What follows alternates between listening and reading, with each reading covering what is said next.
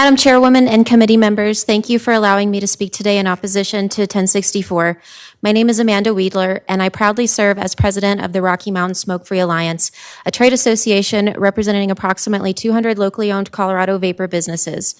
Vapor businesses provide 2,370 jobs in this state, $126 million a year in wages, and over $366 million a year in annual economic impact to Colorado.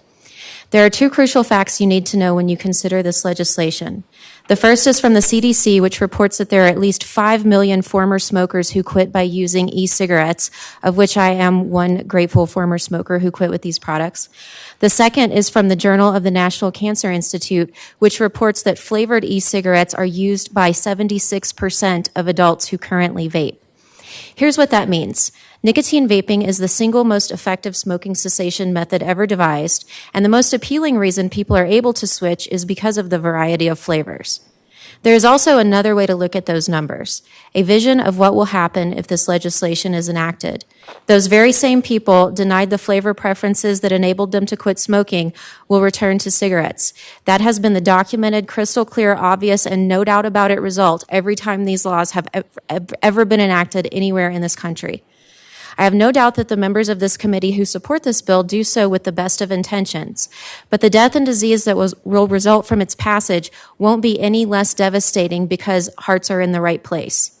I also own a small vaping business in Colorado Springs. I employ 40 people that depend on my business for their livelihood. Like the vast majority of our association members, my husband and I started our business out of personal experience using vapor products to quit smoking, and we wanted to help other people do the same thing. What my husband and I understood from our lived experience is now a matter of empirical fact. Simply put, nicotine vaping is the single most effective smoking cessation method ever devised, and no responsible lawmaking body should deny Coloradans the choices that will help them switch from combustible cigarettes to a vastly safer method. And Ms. Wheeler, your time is also up, but thank you for your testimony. Are there any questions for these, Representative Mollica? Representative Mollica? Thank you, Madam Chair, and thank you guys for being here. I do have a question for Ms. Wheeler, and it's kind of a two-part question, and it's around the PMTA process. And correct me if I'm wrong on the dates, but I believe that started getting looked at in 2009 or somewhere around there. And so the first part of the question is one, when that started being looked at from a business perspective, was that in your calculation of this might be coming down the pipeline from a federal level? And then two, once it went into full effect, I know that there's been, I think, only one or two PMTA approved products, and I think that there's been a number of challenges in like district courts and whatnot. And so what is the plan for your stores, and anyone can answer this, I guess, that does maybe produce their own products, if those products that you sell in your stores are not eventually approved or it's not found in your favor in the district court? Yeah, absolutely. That's a great question. Thank you, Representative Mollica. First of all, the Tobacco Control Act was passed in 2009 when electronic cigarettes were not a product that were thought of really at all. That bill was written mostly with an eye to combustible tobacco. That is why no combustible cigarette requires any type of FDA authorization, because they were all grandfathered under the Tobacco Control Act. In 2016, the FDA deemed electronic cigarettes as tobacco products, despite the fact that they contain no tobacco, and required electronic cigarettes to jump through a lot of hoops that deadly combustible cigarettes do not have to jump to. My business was formed in 2011, about 5 years before FDA deemed our products as tobacco products. My husband tells people all the time that when we opened our business, he thought he was going to receive some type of humanitarian award for all of the smokers that he was converting off of cigarettes.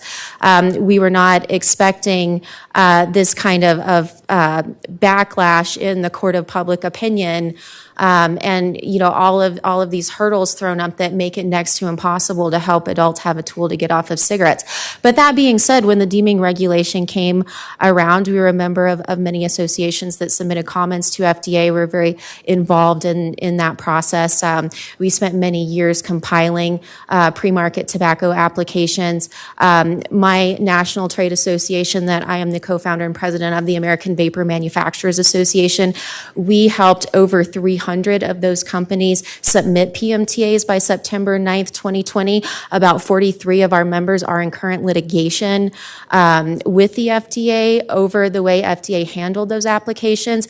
They issued 90% of the products that were applied copy-paste form letter denials based on a requirement that had never been articulated in the Tobacco Control Act, that had never been articulated in the PMTA guidance, or any of the engagement that industry had with FDA on PMTA for years, which is why multiple federal circuit district courts of appeals have stayed the FDA denials for the plaintiffs in those cases on the grounds that FDA, quote, pulled a surprise switcheroo on companies by instituting a requirement they had never previously notified companies of.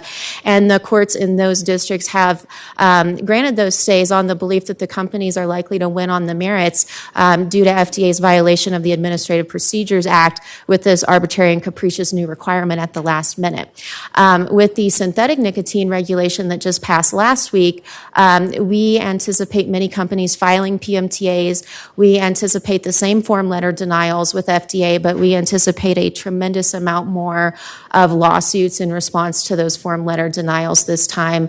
The material facts of the situation will be quite the same as the first round of PMTAs. But all of that being said, there are still several 100,000 products that FDA either did not deny, that have received stays through federal court, companies that have reapplied their PMTAs with new data based on the denial letters. So we do believe in the long run there will be quite a viable product selection to keep vape shops open. But unfortunately, the situation with the Food and Drug Administration is going to be tied up in the federal court system for several years. But that being said, there have been stays that allow products to be sold.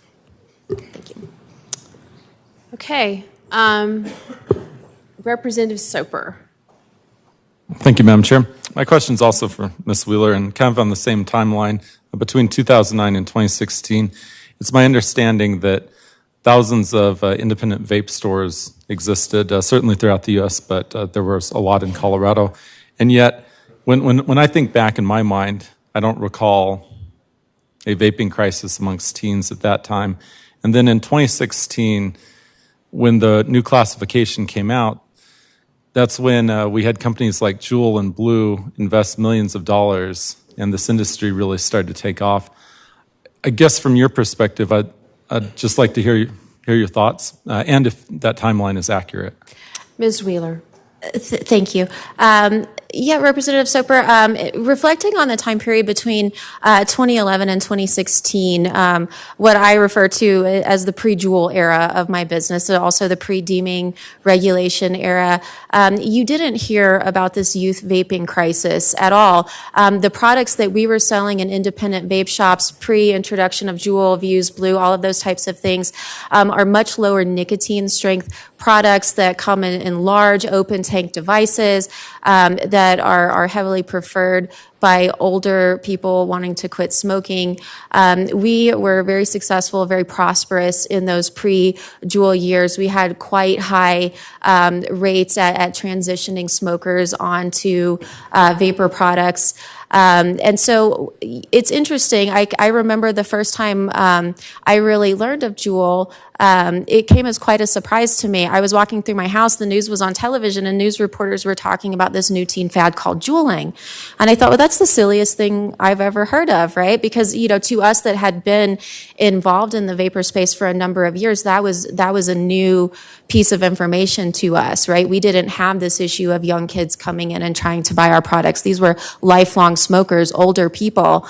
And so, what I will say on that, it's not my role to discuss faults Juul has had in their marketing, but I think if you look back at marketing that is aimed towards a millennial audience, points, you can see why that would have some spillover into youth.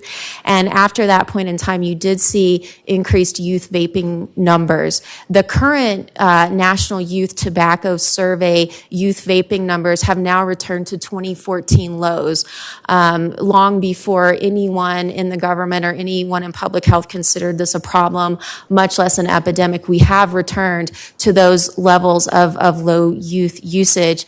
But, unfortunately, we are in this Bloomberg-funded storm of anti-vaping sentiment right now, and the adult smokers are the ones that have really lost out in that whole PR battle. And the small businesses, I would also say.